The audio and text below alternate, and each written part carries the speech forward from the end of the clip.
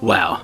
Now, these are a pair of episodes, a two-parter that I can really applaud and say they are shockingly good. And Amanda said the same thing with me. We had missed 1 week, so we watched them back to back. Didn't have to wait a week in between, which was pretty fun to just go right into part two because these were absolutely fantastic. These are episodes that if you have not had a chance to see them yet, I urge you to really check them out. I'm just going to go over a couple of basic plot points here and just talk about how much these episodes should be praised rather than go through every minute detail of the plot, because if you're listening to this and you haven't seen them yet, go check it out. If you're someone who hasn't really gotten into the Orville, you'll of course not quite get every story point that's come across, but I think even if you're someone who's like, oh, maybe I'll just check out the latest episodes, this two-parter could really win you over and make you go back and watch from episode 1 if you haven't watched them yet.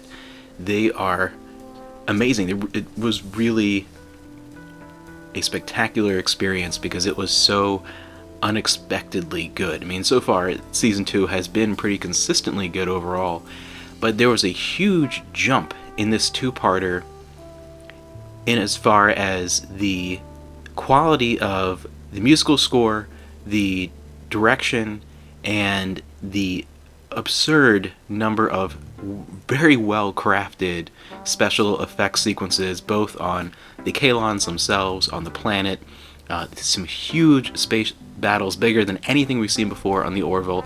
And I say it was pretty shocking because to me it felt like either a season ender or part 1 was the end of the season, part 2 was the beginning of the next. Like, it had that much weight to it and was that extraordinary visually that typically, and you tend to find these types of episodes being that kind of catch at the end of a season to get you to come back for the next season, and for it to be kind of smack dab in the middle here of this season is incredibly exciting and has me just really looking forward to how the rest of the season progresses.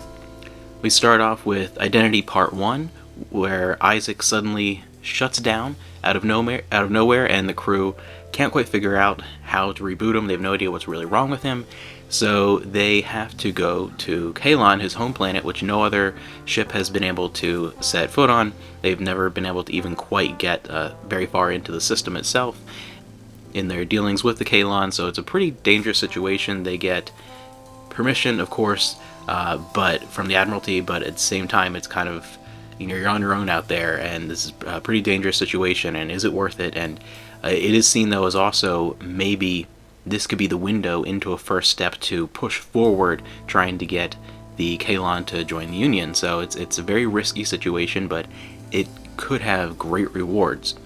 So they go and find out there's nothing wrong with Isaac. He was actually just kind of shut down because his purpose was complete. He gathered all the information he needed, and we slowly find out over the course of the episode what Isaac's true purpose was. He was there to study organic beings, particularly those of humanity and those that are more prominent within the Union itself.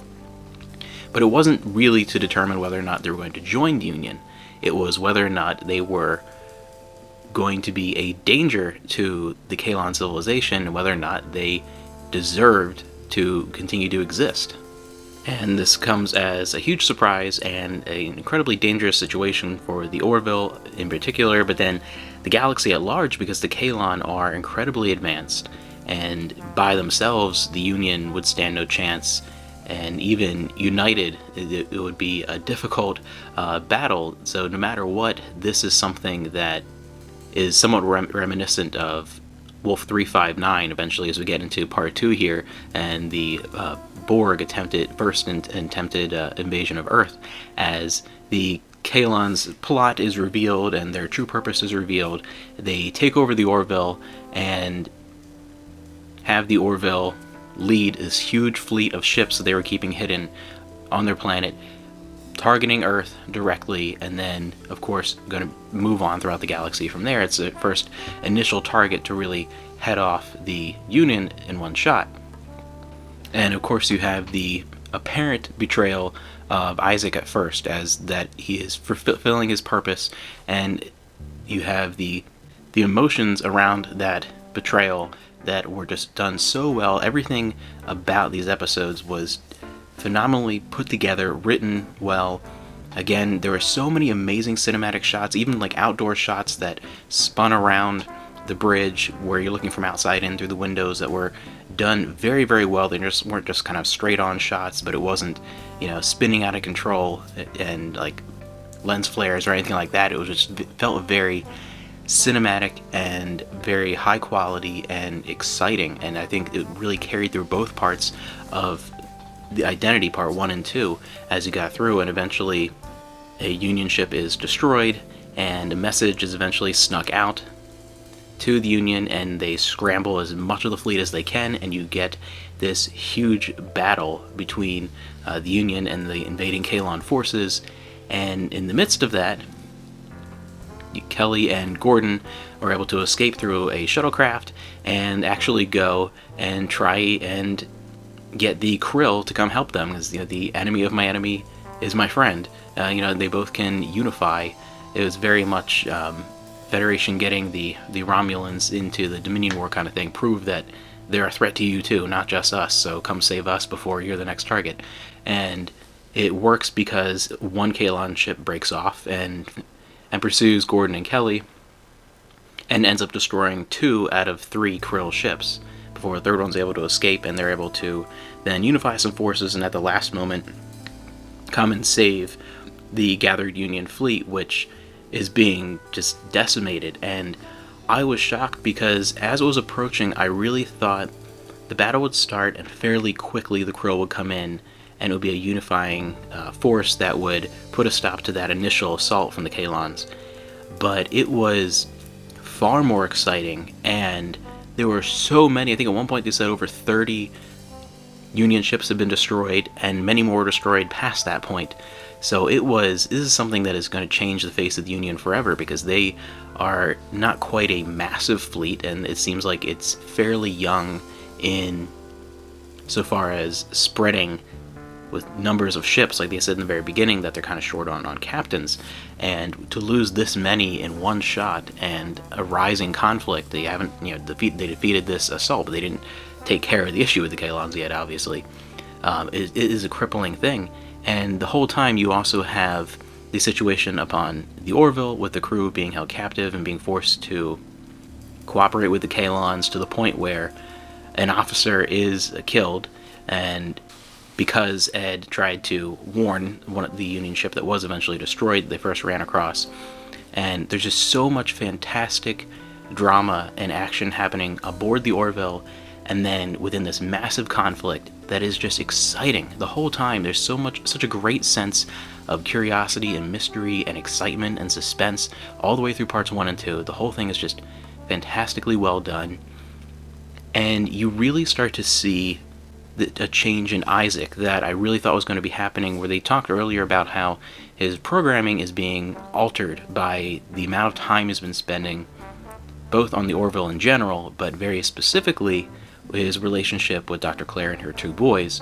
And it's kind of altering his program to the point where I thought he was going to eventually not develop emotion, but develop a more complex understanding of emotion, and in a way kind of feel emotion, have those reactions, to where he's being changed in that way. And you really see Ty especially, Marcus and Ty, but Ty especially starts to be the first one to really identify that change and really claim that he does have some emotion. There is something there that is not just what you think of just a strictly logical computer mind. There is something else there that can be equated to the beginnings of emotion.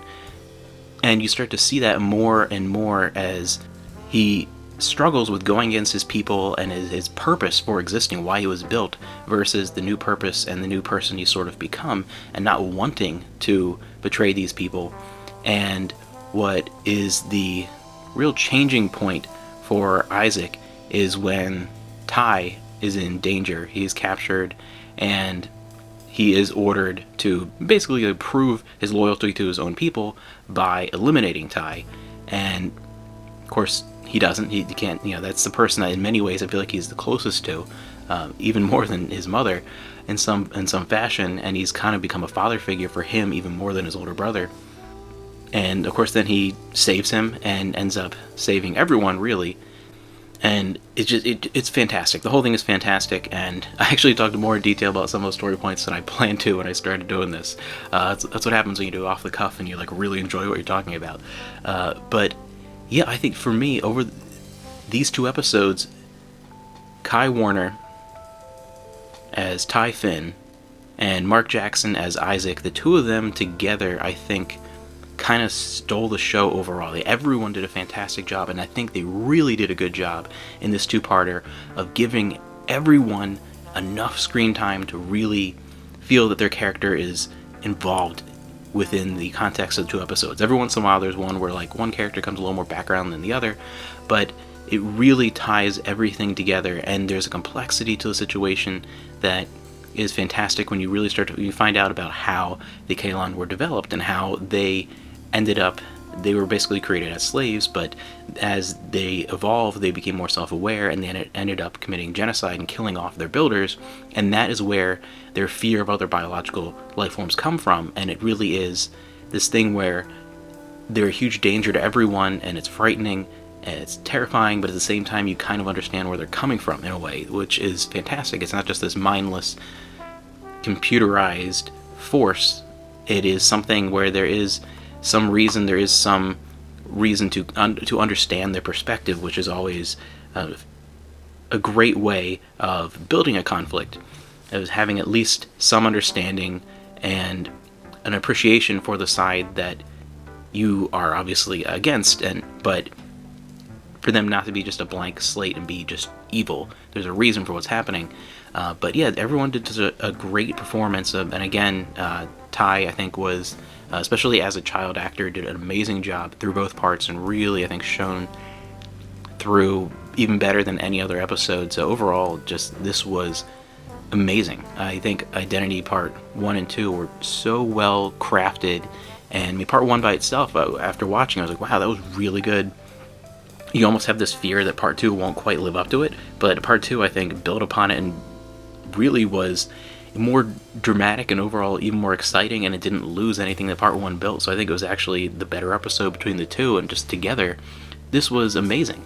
Not my personal favorite episode of the series, either one of them, but if someone asked me to say what I think are the overall best crafted episodes in the series, I think I would say these 2. As one story, as one part, I think this is the best the series has been, even though it's not my absolute personal favorite. I think it is the best the series has been, and I'm just astounded. I'm really amazed by what they accomplished. They're fantastic.